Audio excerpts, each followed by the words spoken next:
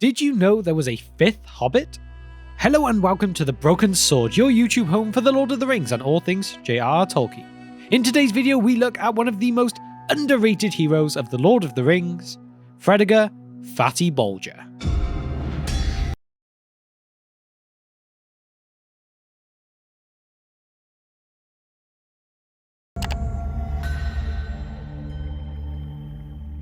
First things first, everyone, do not forget to drop a like on the video and subscribe to the channel for more future Tolkien greatness. Today's video is one we thought would introduce film-only viewers to the awesome, irrepressible character that is Fatty Bolger. As the plot of the book starts coming to a close, the hobbits of our adventures return home to witness the Scouring of the Shire led by Sharky, aka Saruman. There had been a modernising of the mill, leading to subsequent pollution and all-round destroying of the Shire. But Fatty, one of the other conspirators who understood what Frodo was doing, what kind of important mission he had, was nowhere to be seen. But where was he? And what does it say about him?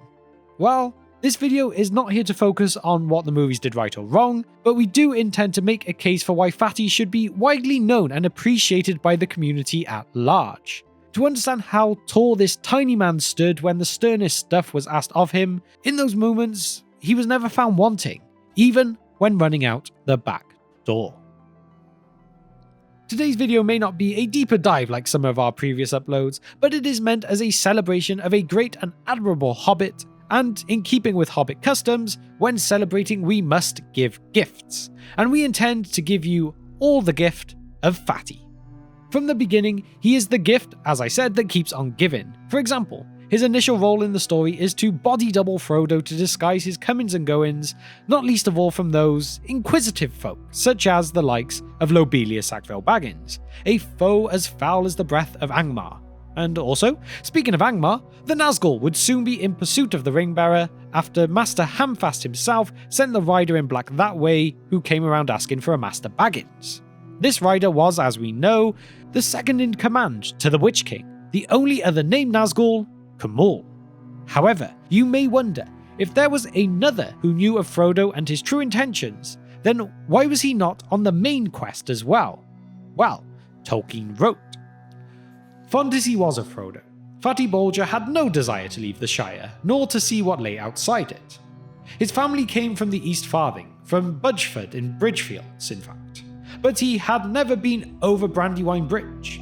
His task, according to the original plans of the conspirators, was to stay behind and deal with inquisitive folk, and to keep up as long as possible the pretense that Mr. Baggins was still living at Crick Hollow.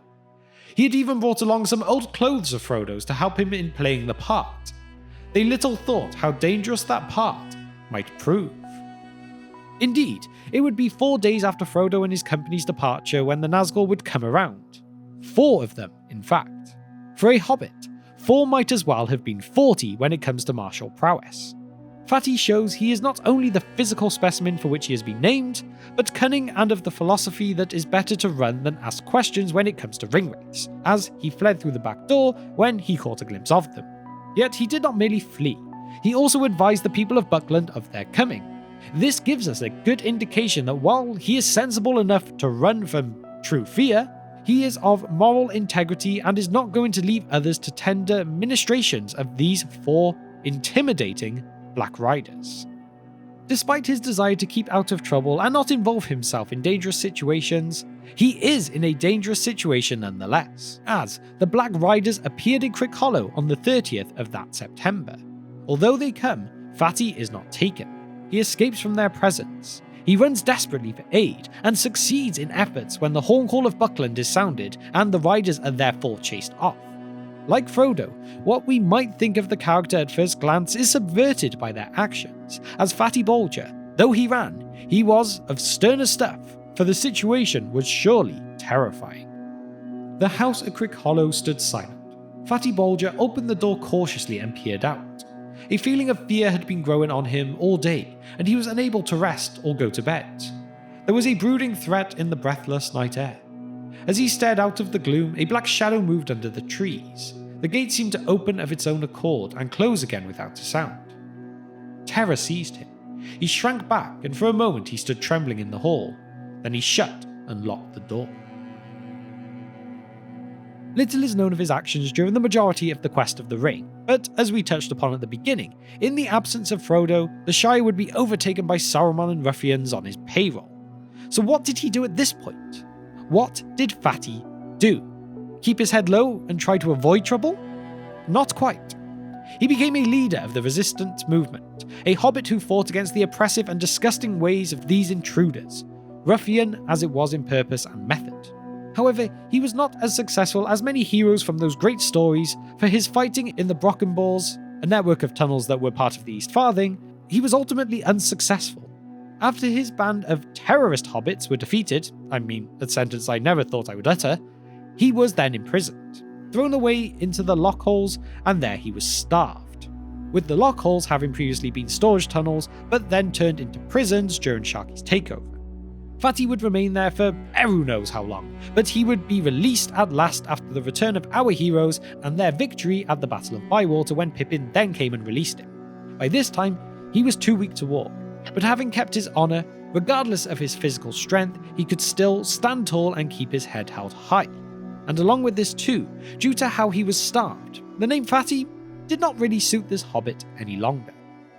It could even be said that Professor Tolkien himself thought less of Fatty than was warranted, as he used words such as timid and stay at home to describe Fatty.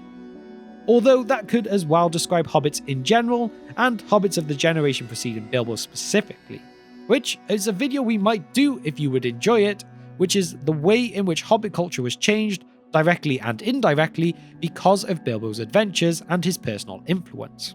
If you would like that, then why not leave me a comment of your favourite hobbit, and make sure you've liked this video too.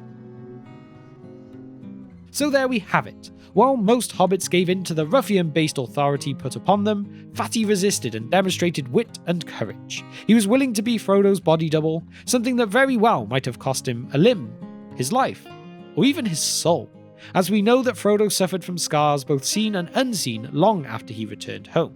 Frodo was wounded in ways he might not have fully appreciated. Like all those who go to war, the war comes back with them, if they are lucky enough to even do so. Even though Fatty remained behind, he still did his part in defying the will of Sauron, and he never gave in, fighting long and hard and as far as he was able. An underrated hero? I don't think he can be considered anything less than that.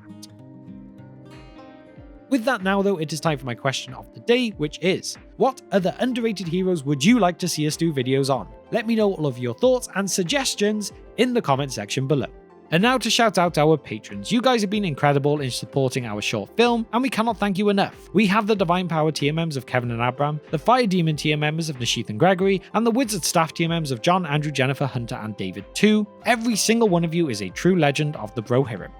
Finally, if you have managed to reach the end of the video with me today and you are enjoying what you see on the channel, please hit that subscribe button with the bell icon too, so that you can be notified of all future uploads. And so, thank you for spending just some of your time with me today, and I will see you next time on The Broken Sword.